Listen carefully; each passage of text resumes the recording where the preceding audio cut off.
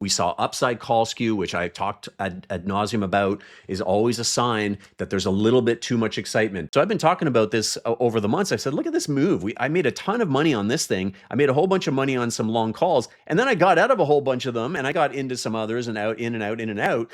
But this thing just kept going, which was a sign to me of extreme excitement. And sometimes it's a sign of exuberance that you want to heed. You want to be very careful when you start to see upside calls get bought aggressively, which is really what happened before that beta sell-off. And part of the reason why I said I'm getting out of almost all of my high beta, and hiding in Google, Apple, Micron. I went to hide in those balance sheets and those strongest stories.